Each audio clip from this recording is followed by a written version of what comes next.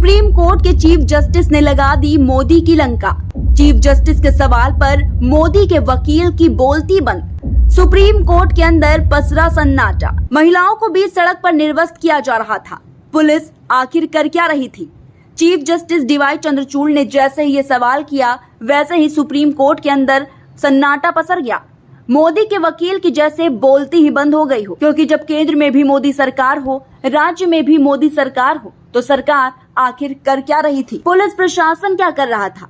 दोस्तों, मणिपुर की घटना पर जब सुप्रीम कोर्ट में सुनवाई हुई तो एक बार फिर से मोदी सरकार की खूब फसीहत हुई। भारत के मुख्य न्यायाधीश डीवाई चंद्रचूड़, जस्टिस जेबी पारदीवाला और जस्टिस मनोज मिश्रा की पीठ मणिपुर के उस भयावह वीडियो से संबंधित अपराध पर सुनवाई कर रही थी, जिसमें पुरुषों की भीड़ के द्वारा यौन हिंसा का शिकार होने से पहले 2 महिलाओं को नग्न परेड करते दिखाया गया था। पीठ मई से राज्य में चल रही जातीय हिंसा से संबंधित याचिकाओं पर भी सुनवाई कर रही थी। सीजेआई चंद्रचूड़ ने मौखिक रूप से टिप्पणी की कि मणिपुर में जो कुछ हो रहा है उसे कोई इस आधार पर माफ नहीं कर सकता कि देश के अन्य हिस्सों में भी इसी तरह के अपराध हो रहे हैं।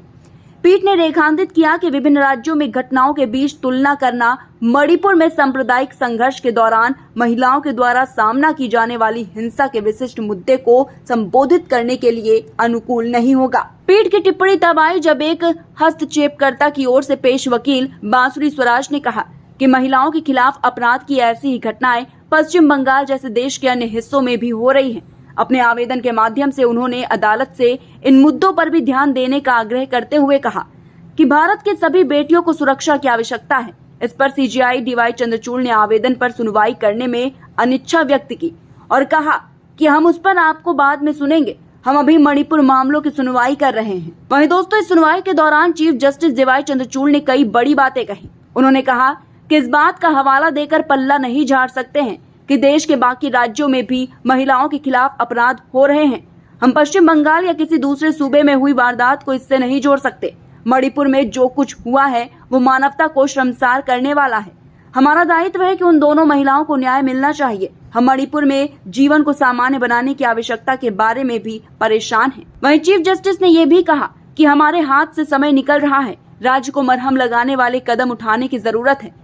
इस मामले को 3 महीने बीत गए, इसका मतलब है कि सबूत नष्ट किए जा रहे हैं। मैंने अखबार में पढ़ा कि 2 चश्मदीदों गवाहों की हत्या कर दी गई और ऐसे कई मामले हैं जो मीडिया में हैं, पब्लिक को भी पता है, लेकिन सरकार को इसकी जानकारी कैसे नहीं है।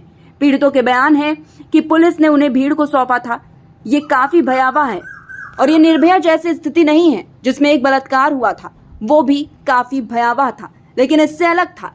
यहाँ हम सिस्टमैटिक हिंसा से निपट रहे हैं, जिसे भारतीय दंड संहिता अपराध मानता है।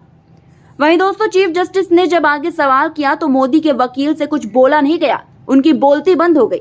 चीफ जस्टिस ने कहा कि 4 मई को घटना हुई तो 18 मई तक पुलिस क्या कर रही थी? एफआईआर क्यों नहीं दर्ज हुई? पुलिस ने एक 0 एफआईआर दर्ज करने के लिए 14 दिन ले लिए, फिर पक्की एफआईआर कराने में 1 महीने 3 दिन का समय क्यों लगा? मणिपुर में जो 6000 एफआईआर हुई हैं, उनमें से महिलाओं या अन्य के खिलाफ अपराध से जुड़ी कितनी है? क्या इसका कोई रिकॉर्ड है? इनमें से 0 एफआईआर कितनी है? इन मामलों में क्या हुआ? क्या महिलाओं को निर्वस्त्र कर जुलूस निकालने का ये मामला इकलौता है? अगर नहीं तो उन मामलों में क्या किया गया? ये सब सुनकर मोदी के वकील एकदम चुप रहे और कोई जवाब तक नहीं दे पाए। ये सब सुनकर मोदी के वकील की बोलती एकदम बंद पड़ गई। दोस्तों, चीफ जस्टिस डीवाई चंद्रचूड़ के इन बयानों से आप ये तो समझ गए होंगे कि चीफ जस्टिस ने कैसे सख्त लहजे में मोदी के वकील की क्लास लगा दी और साथ ही केंद्र और राज्य सरकारों को भी फटकार लगाई।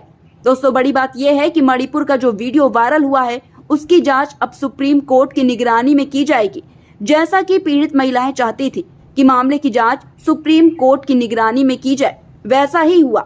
हालांकि दोस्तों, सुप्रीम कोर्ट के चीफ जस्टिस चंद्रचूड़ के ऐसे सख्त बयान को लेकर और मणिपुर में महिलाओं को निर्वस्त्र कर देने वाले वीडियो के बाद केंद्र और राज्य सरकार की फजीहत होने पर आप क्या सोचते हैं? कमेंट बॉक्स में हमें जरूर बताइए। वीडियो को लाइक और शेयर करें और आपके अपने चैनल कबीर न्यूज को सब्सक्राइब करना बिल्कुल भी मत भूलिएगा। नमस्कार।